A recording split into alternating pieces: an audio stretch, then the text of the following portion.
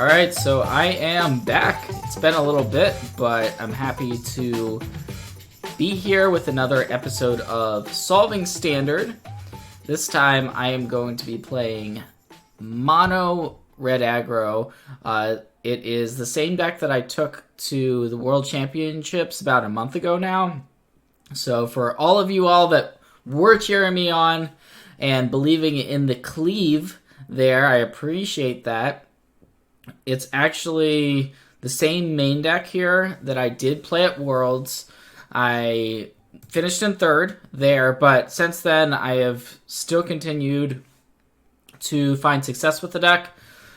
The mana base is very straightforward. I would not try to play it more than 22 or less than 22 lands. The 4 Castle Embereth are worth it. These are just the best 1-drops in the color red. So Fervent Champion, this is one that is really nice if you do happen to draw multiples of it. You can just run your opponent over very quickly. And Scorch Bitter is nice because it essentially is 1 mana for 2 damage. Rimrock Knight, I still like this. Some people have been cutting it. But just having a combat trick that also happens to be a knight that can sometimes work alongside the Fervent Champion is nice. Robber of the Rich was a new addition when I played the deck at Worlds, but since then it has become relatively stock because it's just a good card in the deck. If you are able to grab some spells off of the opponent's library and cast them, it is even better, but hey, 2 mana 2/2 haste, that's perfectly reasonable. Runaway Steamkin we have seen in this deck for a while now. It works pretty well with Light Up the Stage, so you're able to have more red spells to be able to get more counters on the Steamkin. Annex Hearted in the Forge is possibly the best card in the deck, at least certainly the best of the new additions to the deck, because it gives you a way to play around sweepers and removal, and it's just a huge creature for 3 mana for Bonecrusher Giant. So still no shocks, no actual removal spells besides the Bonecrusher Giant, because we are just a creature red deck.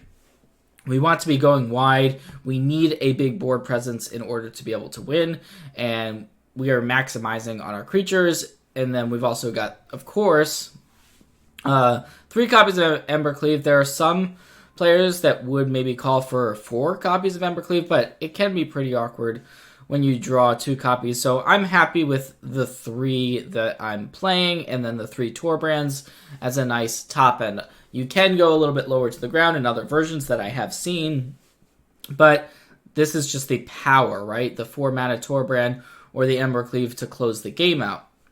Then we'll get into the sideboard. Now the sideboard has changed a bit. You'll see that I have trimmed on Red Cap Melee and Lava Coil in favor of adding some other cards to the sideboard. Embereth Shieldbreaker, which is a nice card against Lucky Clover and against Witch's Oven, which happen to be pretty popular right now. So it does come in relatively often. Fry is good against Jeskai Fires, against a lot of Teferi decks, it's good. So it's just a versatile card. Also was not in the list that I played at Worlds, but it has since been added. Unchained Berserker is a 2-drop that you can swap in to your deck against the Teferi decks, and it's just very annoying for a deck with, say, Teferi and Clarion, or even other white removal, to actually be able to answer the Berserker effectively, so I like having access to it against those matchups. And then we've got some Planeswalkers to round out the deck. Chandra and 1 copy of Tibalt. Tibalt is, I just added it back in. It's been in and out. I know that there are players that have more copies of Tibalt than just the 1, but it is good against Sultai. It's good against blue-white, so it's a card you can kind of add back and forth based on the metagame. And then the Chandras are good also against those slower control-ish decks, but also against Temur Reclamation.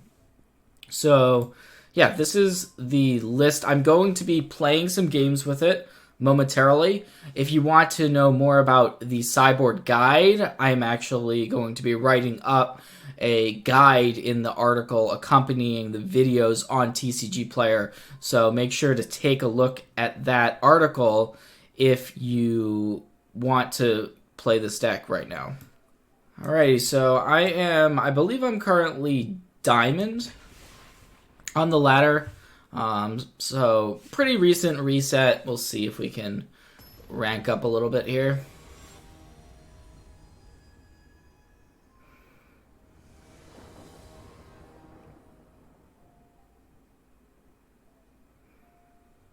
And yes, I would like to play first, and this is a quite nice hand. Got a 1-drop, 2-drop, nice curve, and we're on the play. Wish we had another Fervent Champion, but you can't ask for everything.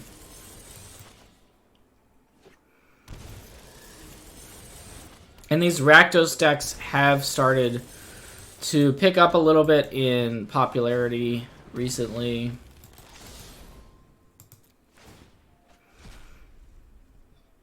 So I'm not altogether surprised to see our opponents playing it. I believe we just got a land there. Oh, it's actually Jund. Sorry. It's Jund's sack. So that's fine, actually. Our opponent had to shock in this Blood Crypt, so they're already at a relatively low life total now. We would really like a spell to be able to cast. Now, Wolf Willow Haven wasn't the one that I was thinking of, but it'll actually do fine. We get to play this and Runaway Steamkin this turn, and it's gonna, even though you get these weird games, right? With Raw the Rich, you get weird situations. This is one of them. So now we have the 4 mana we need for next turn.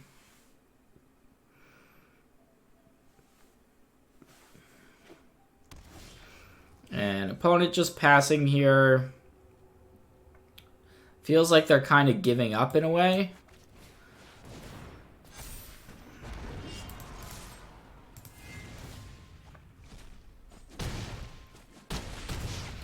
Down to 2, but very doubtful that they would have a Storm's Wrath here or a sweeper effect. So from that perspective, not really anything they can do. I will say that I don't have a ton of sideboard cards specifically for the matchup, but we are going to board in our ways to get rid of Mayhem Devil for sure. And we're going to be sideboarding out the Scorch Bitters because there are just a lot of 1/1 creatures. If our opponent is boarding in Lovestruck Beast, that's another one. We also want Embereth's Shieldbreaker. Tybalt is a card that you can sideboard in. I don't think I'm going to. So, yeah, just going to go ahead and cut 2 copies of Rimrock Knight. Keep the top end. The top end cards like the Ember Cleave are still our most important cards here, especially after sideboard. It can be very easy on the draw for our opponent to make plays where we are no longer in a spot to be super aggressive until turn 4, turn 5 to really turn the corner. This hand is pretty reasonable.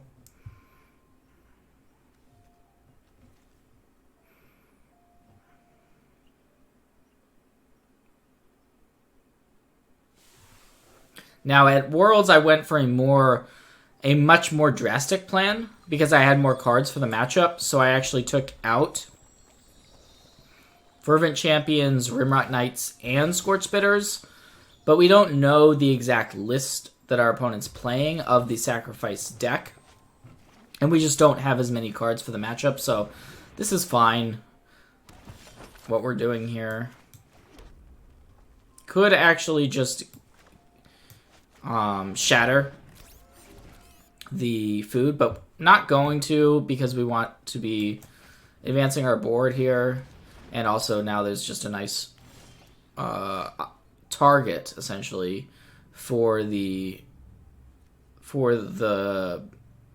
the battle display. Is that what it's called? Battle display? Okay. For the shield breaker to be able to get rid of the oven if we want to do that. I'm actually not going to, though. Just in favor of committing this annex immediately. And it looks like, okay, interesting.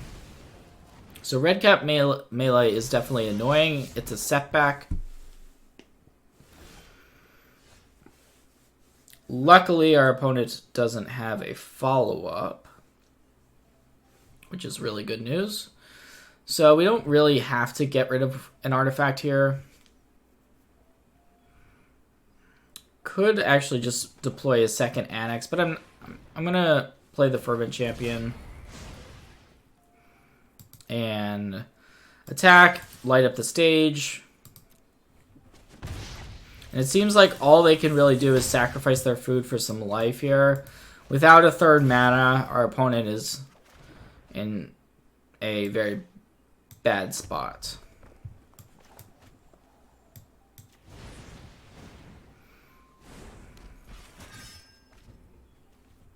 And next turn is Ember Cleave is just GG. Or Torbran.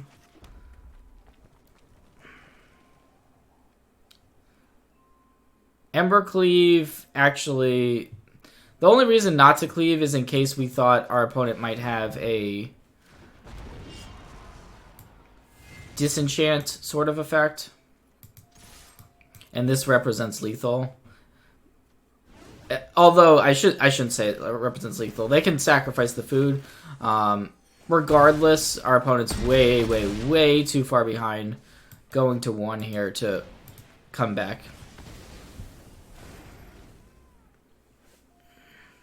So pretty easy match, all things considered.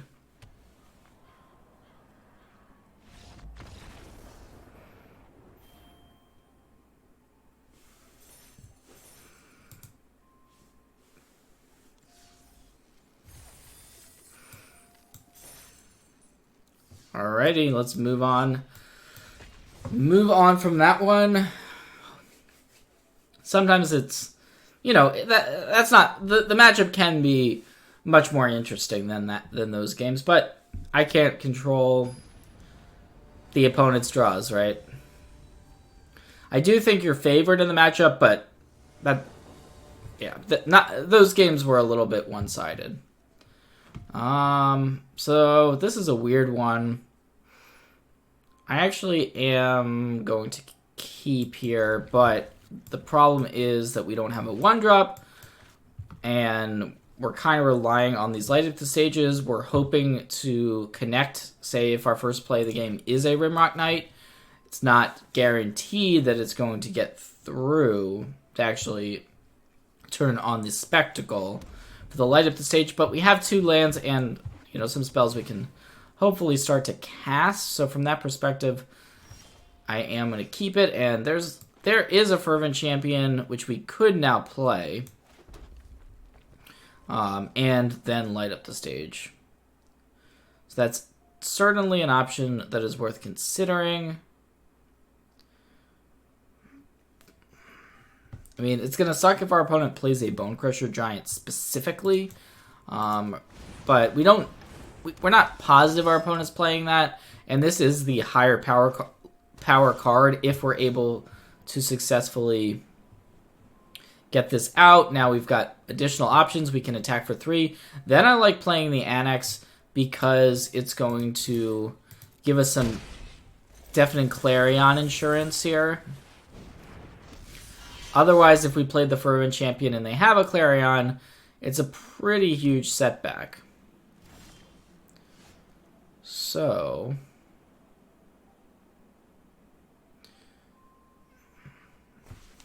we do want to cast a light up the stage, I think, this turn, which means we don't want to Fervent Champion and Robber right now.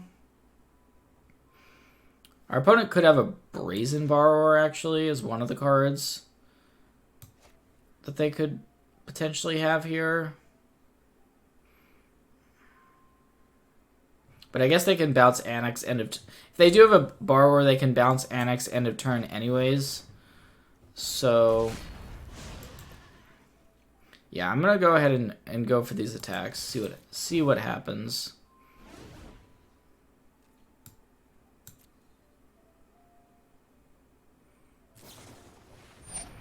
Okay, Aether Gust, that's actually worse for us than Borrower, but alright. Yeah, I guess we do keep it. We now know it's not really a card I was looking to light up the stage into, but I'm just gonna have to go for it here. And now the question is, can we still try to play around Clarion? I think so. But we might lose to Fires plus something else. I mean, that's the thing with this deck is, okay, well, we're fortunate. If they have no additional play, we're very fortunate.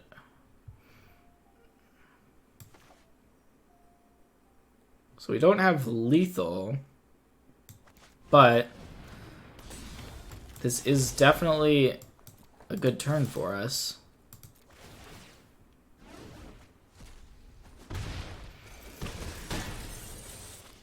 So really the card we're worried about here is Kenrith. Certainly that is a possible card our opponent could have. Now it's not necessarily going to beat us if they do have it. Cavalier is much less scary, although if they have a Clarion to go along with it. Okay, so they do have a Clarion. That's interesting. I haven't done the exact math on this. So they're going to get to gain 8. Wow, so we might actually just be 1 damage off, is what this seems like. Yeah, because they're gaining 8 up to 11. And we only have 10 with the Castle Embereth activation. That is really, really unfortunate. So we do not have lethal here, which means we can die on the next turn.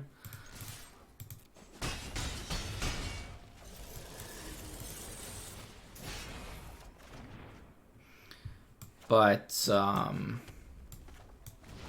think we want to get this Bone Crusher out so that we have potentially a blocker, and we'll just kind of see what our opponent has got. They might have, I mean, yeah, it's a very scary spot against Fires.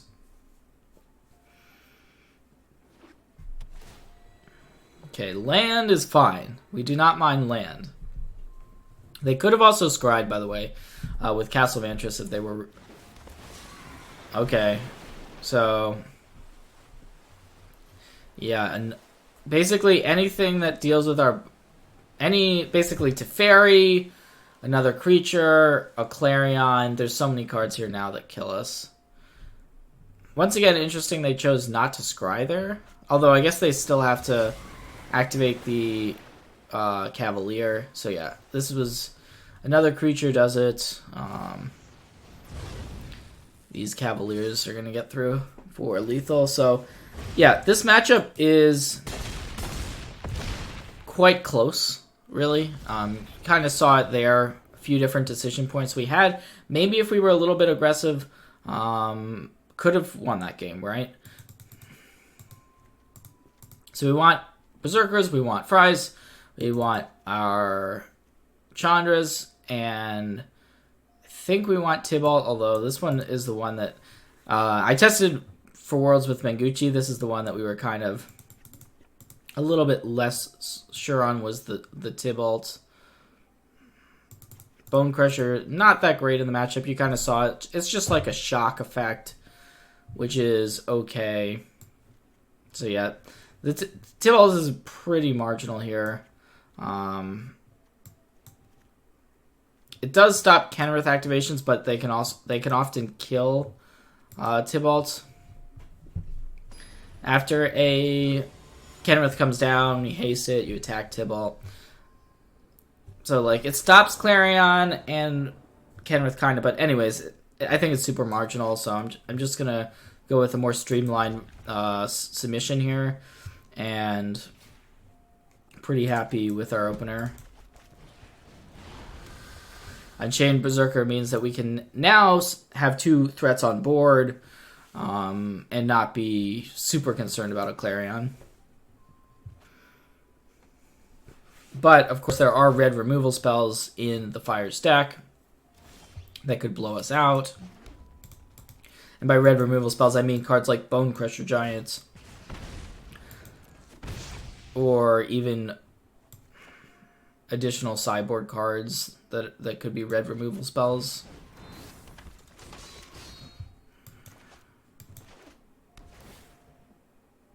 Okay, but Taplin is pretty good for us. Just means our opponent isn't committing anything. And we have plenty of options. So, Annex is a pretty good play. If we run out the two creatures, the Rimrock and the Fervent, we still kind of are a little bit soft to a Clarion. So, with that being said, I'm going to go with Annex. Very possible that it gets bounced by Teferi this turn. Just one of the common play patterns. Here goes nothing.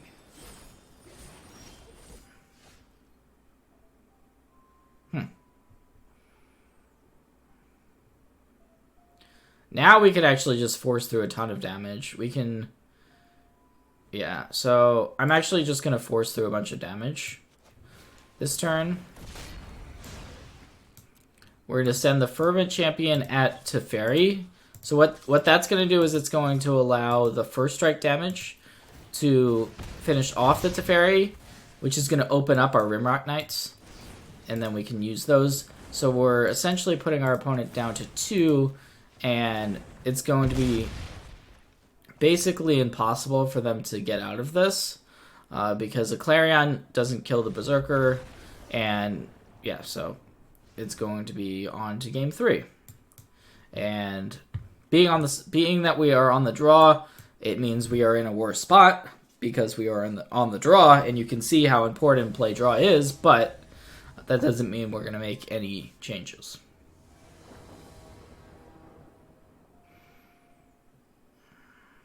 Steamkin, by the way, it's not that good against Teferi decks in general. Now, this is unfortunate. First hand that we've really had to give a nice thought to, and I think it's just a mulligan. 5 lands, a little bit too many, especially here. We really need early action. I'm going to keep this one. I think just put the Torbran back. If we miss our second land, then it's just GG. So hopefully that does not happen. Okay, so we get to play, but at the same time, turn 4 fires is going to be very bad if they have it. A little bit of an interesting spot. I think I'm just going to play the Berserker. They might have an Aether Gust. Yeah, so they have the Gust. That's fine. We're just going to bottom that because we are looking for more lands. And it could be that our opponent is missing lands. True. That might be our best shot. And as I say that, they play a land and top. So their draw is good, is basically what that means. Which puts us in a rough-ish position. I think we want to play 2 threats here.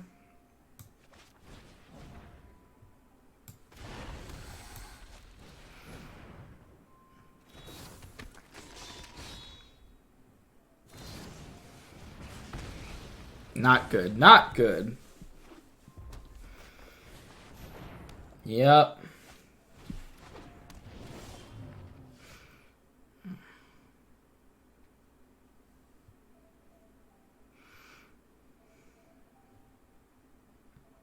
So if we attack here, it's not really, it's basically just a bluff attack that would turn on our light up the stage.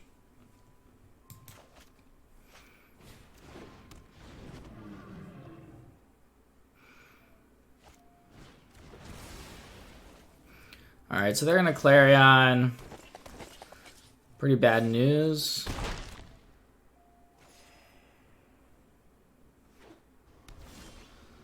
Alright, only good news is that they are hellbent here.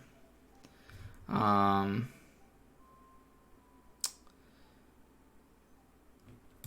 I'm just gonna attack in and light up the stage.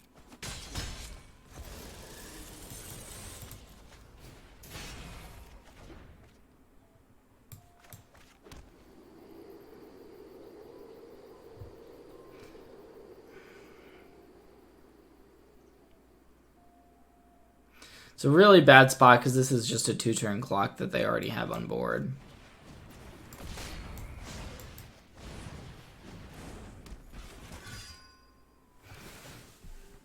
We do have Fries in our deck. That's basically our only way to get rid of a Sphinx in a spot like this.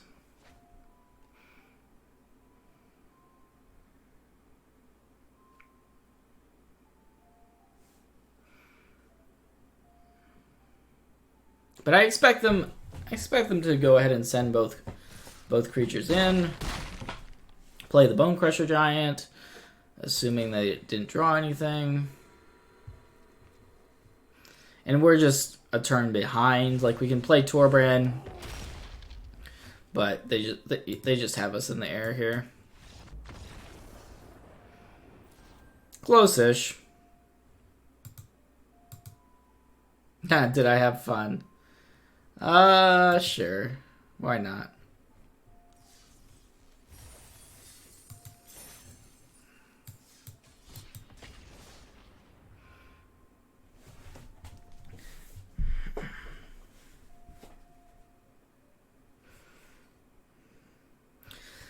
In case you don't remember correctly, Fires is the deck that I played twice in top 4 at Worlds, and beat it in a number of matches and also lost to it a number of matches. So I'm pretty familiar with the matchup. I do believe you are slightly behind, but it's like, you know, 64. It's like a 60-40 matchup, I think. It's also your worst matchup, though. I'm not really aware of another matchup that I'm as worried about as Jeskai Fires with mono red. Now, it is still build dependent. When I say that, it is build dependent. It depends what card choices you're making. There are, of course, going to be random decks, random players out there that just want to load up as much as possible to beat mono red, and then on the flip side, there are going to be players that skim down on cards against red more so than other decks. So, choice here, but we do want to just get the Steamkin out because it's so much better when you do have the Steamkin out early, which is why I have been playing it over an option like a Robber of the Rich. The Robber of the Rich, in some ways, it is the higher upside play because of the potential to nab something off the opponent's deck, but at the same time, just making these into a 4/4, if they do get all the way up to that point, is going to be really good for us. Our opponent might have added Teferi there, but it looks like no. So they're ramping a bit, but this is just a very slow start from our opponent.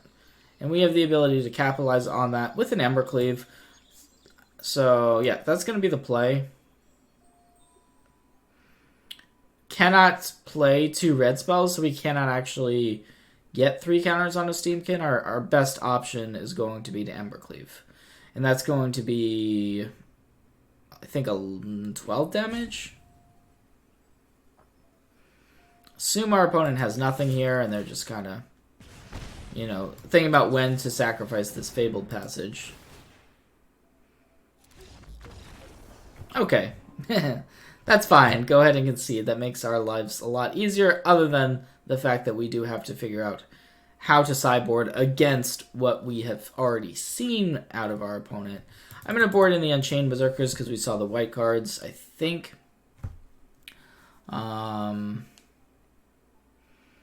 Yeah, we're going to cut a couple Bone Crusher Giants.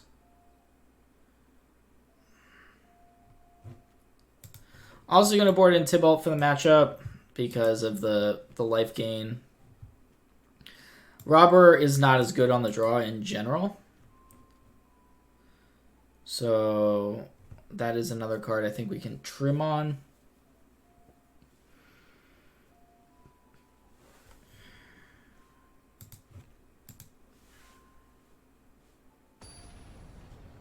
Expect our opponent to come with more artillery here after sideboard, like Devout Decrees, Aether Gust, that type of thing.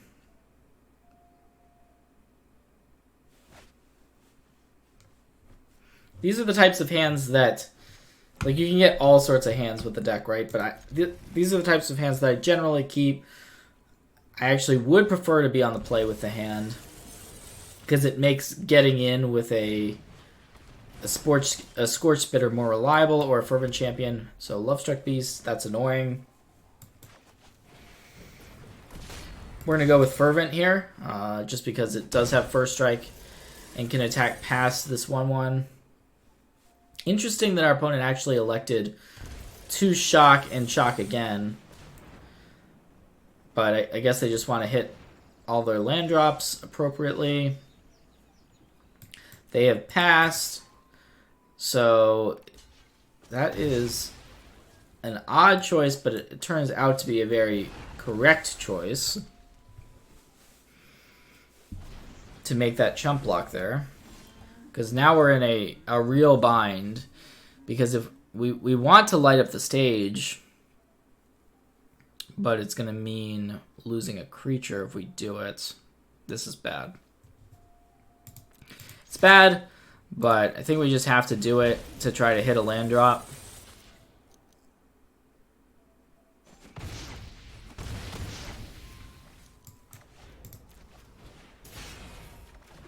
Okay, so did not get there, obviously. But with that being said, sometimes you get mana screwed, and that is part of the game. And this now looks miserable.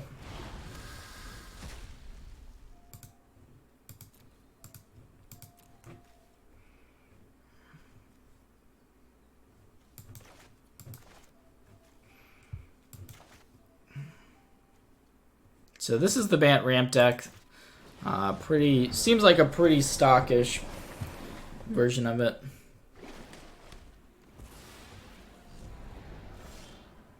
That's enough for me. I'm not someone that is going to belabor the point. If we're dead, we're dead. Let's just go on. We are on the draw, so... I mean on the play this game, so... Robbers become better. Bone Crusher is interesting because it can get rid of the 1/1s that are made by the Lovestruck Beast. So from that perspective, it's good.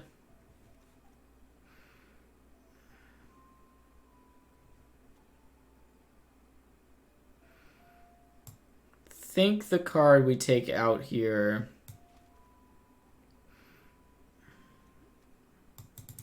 is Rimrock Knight on the play.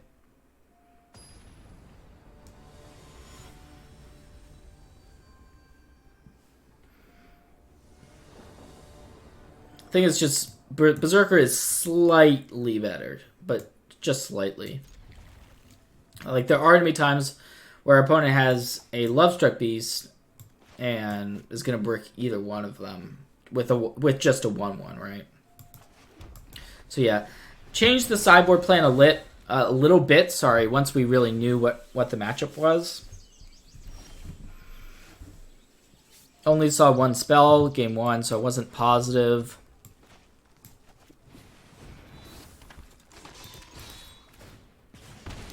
And Berserker does get around Devout Decree, which is one of the removal spells that you often do see in these decks. But there's the Lovestruck Beast, so that's unfortunate.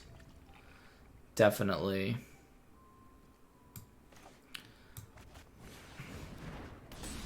Don't want to trade off a creature here, I don't think.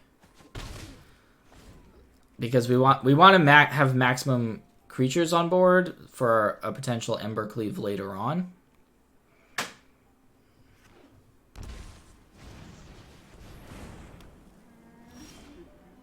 So now if we play land and attack, that would be, okay, we're showing our opponent that we likely have a cleave. But I kind of want to just play Annex, honestly, here. Because it's so insane when we do attack, if it stays in play. Now, this is going to likely put our opponent in a spot where if they have a way to deal with the Annex, they're going to want to go ahead and use it.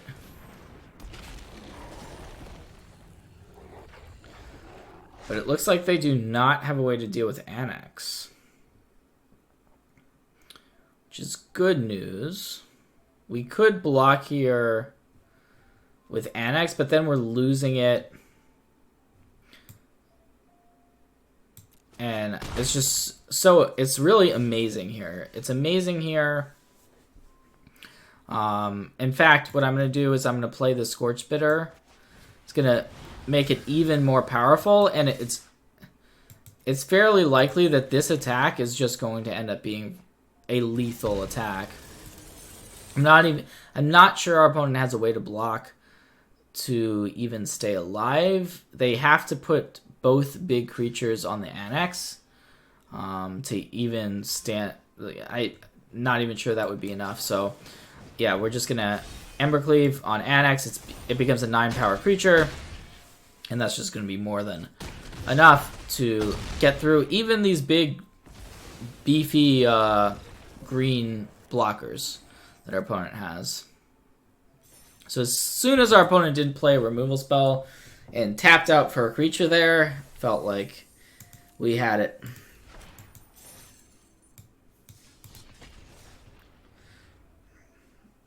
Alright, so yep, this is going to be the final match here. Hopefully we get it done.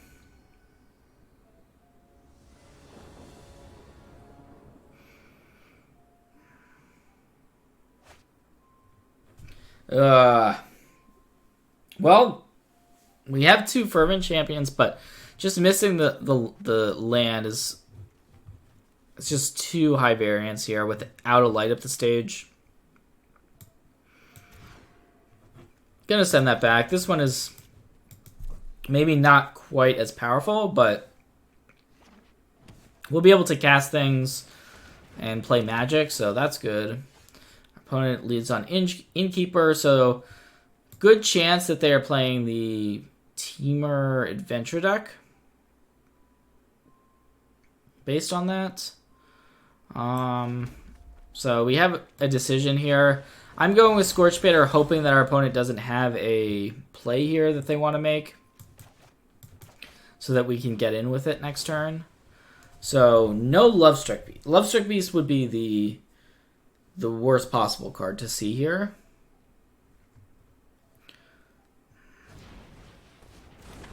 And as I say it, there it is. So that means had we played the Fervent Champion, we would be in a better spot. The Scorched Bitter play was a bit more hoping for something to go our way, which it did not, really.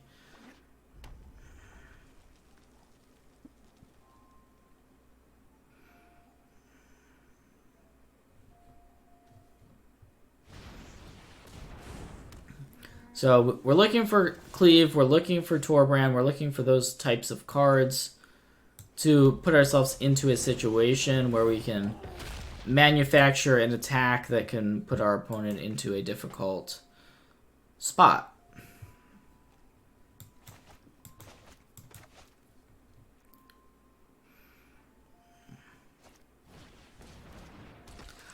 The good thing is, so far they haven't been able to draw cards off Innkeeper.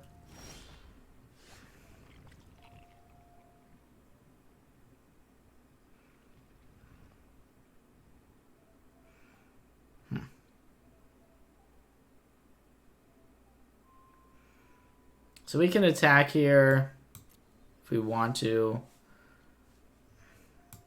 Yeah, I think I'm going to attack.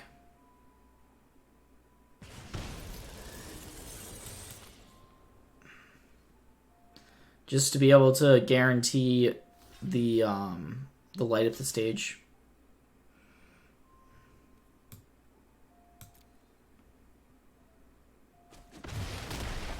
And then we can use the Bone Crusher to finish off the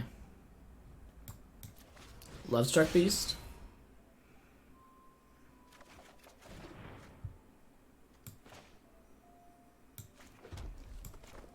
So I'm going to do that because we basically just have to get rid of the beast right now. I don't know that we even play the Scorch Bitter out because of potentially like a Bone Crusher Giant here.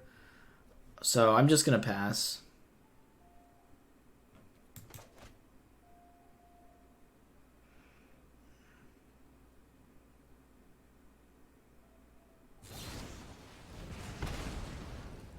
Yeah, so they had the Bone Crusher, which is kind of what it seemed like, and they're prioritizing getting this Innkeeper trigger, which is understandable.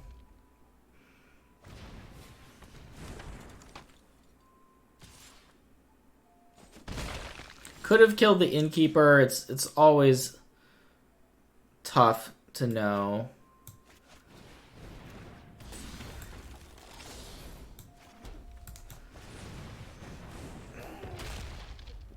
So we drew Torbrand. That's not bad. Still almost certainly need to draw an Ember Cleave in order to win. We're just not going to have enough damage. Not enough going on. Now the Innkeeper is going to get going.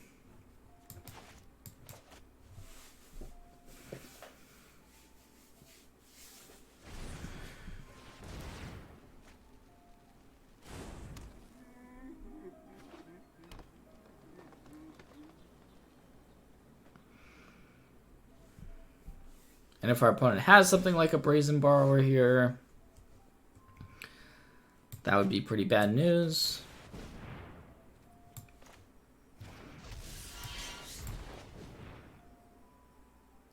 Just a game where we mulligan and are struggling. Looking for that Ember Cleave.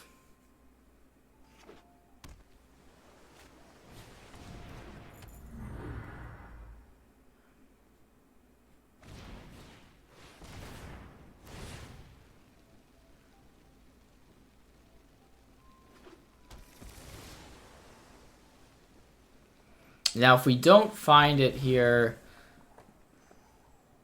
definitely Brazen Borrower and Bone Crusher Giant make things tough, because it feels like our opponent might actually have a Brazen Borrower here. But we can play Torbrand, make some attacks, and force them to use that Brazen Borrower.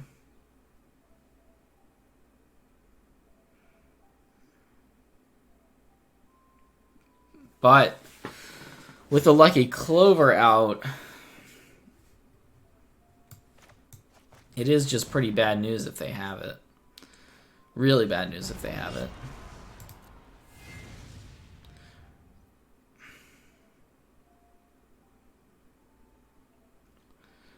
So, can we beat it? That's another question. Because if we don't attack, we're not actually progressing our board. So this is the type of situation where it feels like we may be beat. Actually, I maybe should have played the land in case we did hit something off Robber we would want to cast right away. So I should have played this Castle Embereth. Bone Crusher is one of the cards that they could have.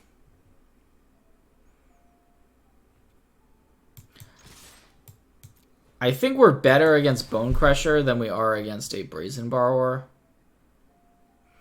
Okay, so they have the Borrower.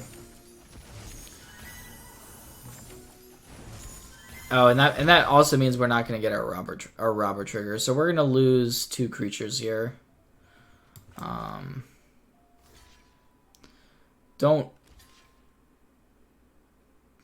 Well, I guess 3 creatures with this block, yeah. So, just a disaster for us.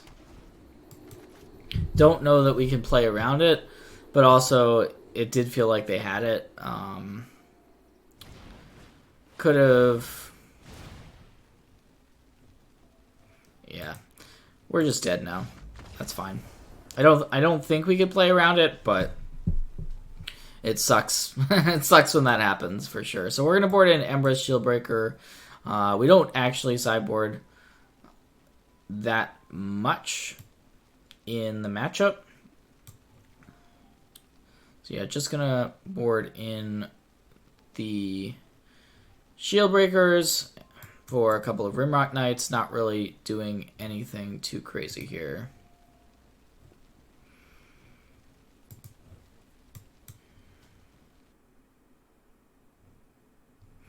On the dry, I switch it up a little bit, but on the play, we just want to have 4 Scorch Bitters in our deck, I think.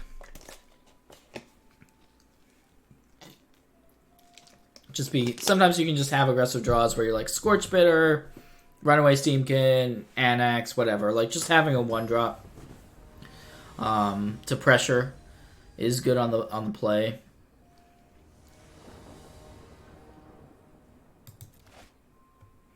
Okay.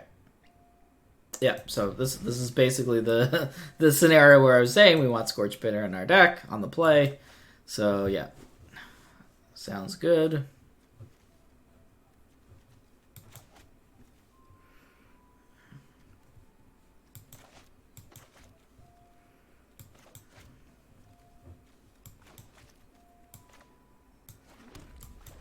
And this time it was our opponent's turn to take a mulligan, so hopefully we get this one and we can force a decider.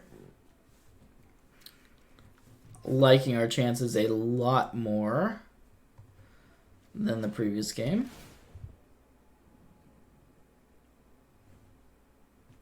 And if they do play a Clover, if they play a Clover next turn, it's just actually great for us.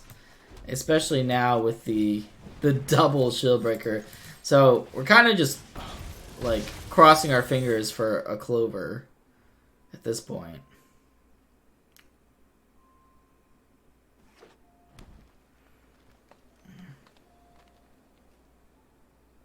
But it looks like it is instead a Bone Crusher Giant, which is definitely not the news we were hoping for.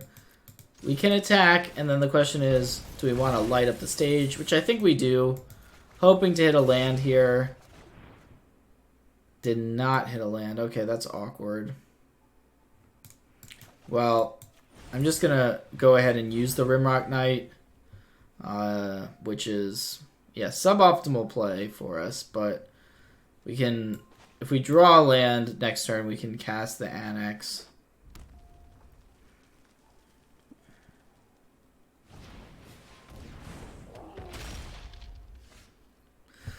Ugh. I did not want this match to go like this. Okay, well, this is unfortunate. So we're going to lose our Annex because we don't have a third land. I guess we play this Runaway Steamkin. Very, very sad.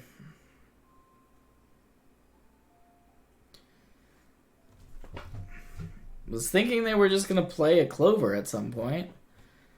Maybe it's still coming, but guess not. Guess not.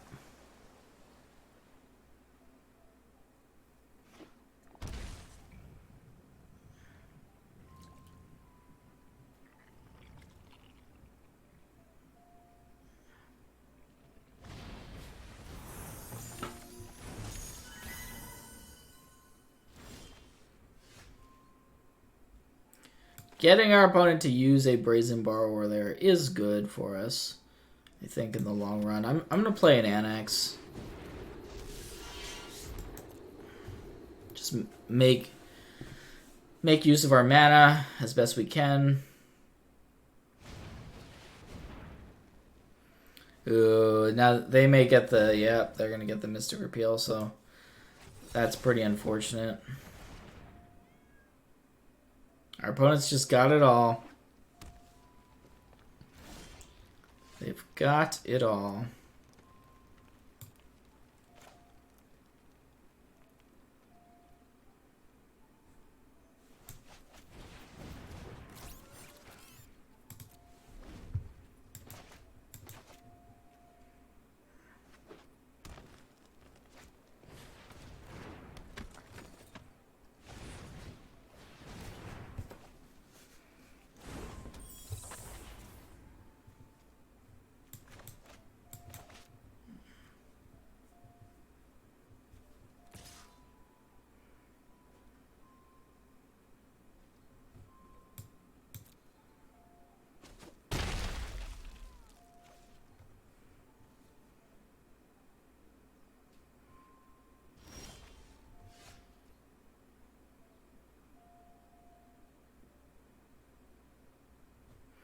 So we can try to Bone Crusher Giant, or Stomp rather, the Innkeeper. I guess I play this Robber first.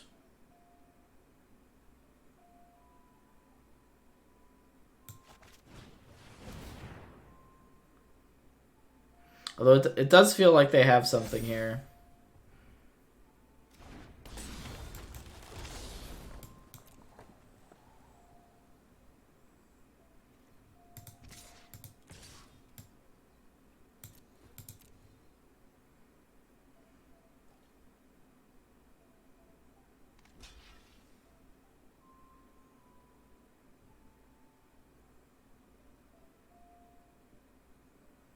Could also kill the Fae, just because it is a higher toughness creature, and they can bring it back, which is annoying. But I mean, the Brazen Borrower is going to get flashed in this turn. That's going to draw another card. Just trying to think about what series of draws could potentially get us out of this.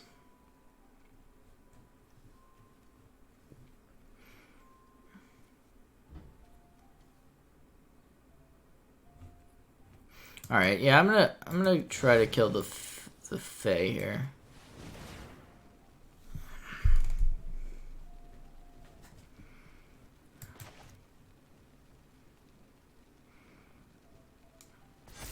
They're probably going to get this Brazen Borrower out if they don't have anything else in hand that's better.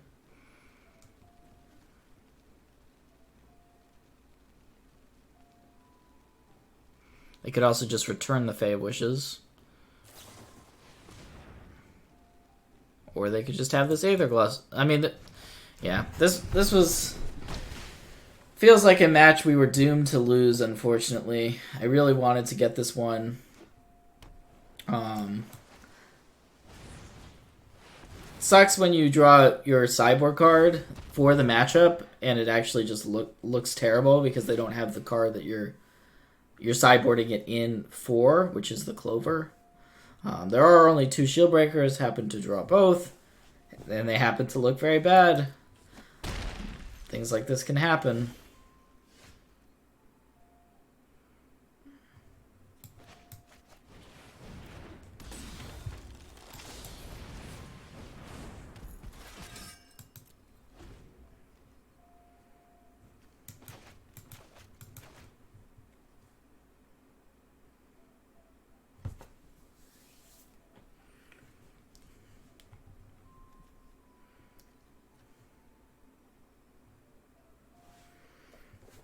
So all in all, I understand this set of games is not a.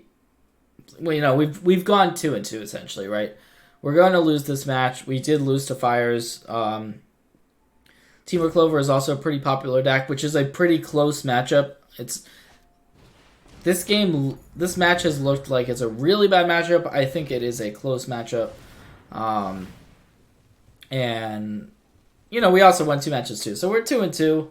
It doesn't necessarily feel great to ever go 2-2, but hey, I do think that this is still a very solid aggressive choice, and take my word on it that even though we lost to 2 close matchups in the Jeskai Fires and the Teamwork Clover decks, and look, hey, there's Lucky Clover, so it easily could have been a Lucky Clover earlier and we deal with it rather than now when, yeah, this basically is it's not going to get us out of this situation. Let's just put it that way. But hey, I mean, our opponent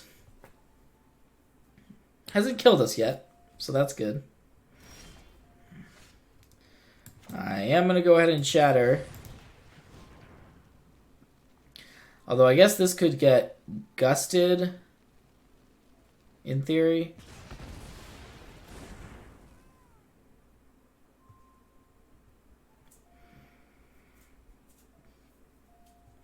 Don't really see our attacks panning out.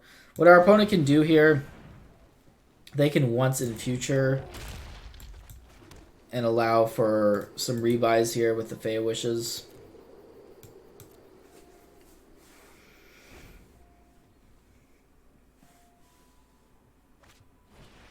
And smartly, they are keeping Aethergus up. Is this just a naturally drawn Shadow Spear? So this is yet another target for the Shield Breaker, by the way, is the Shadow Spear. So yeah, this Beanstalk has Trample. And yeah. Right, they didn't wish for the shadow. Okay, anyways, Faye comes down, and I think I've seen enough here.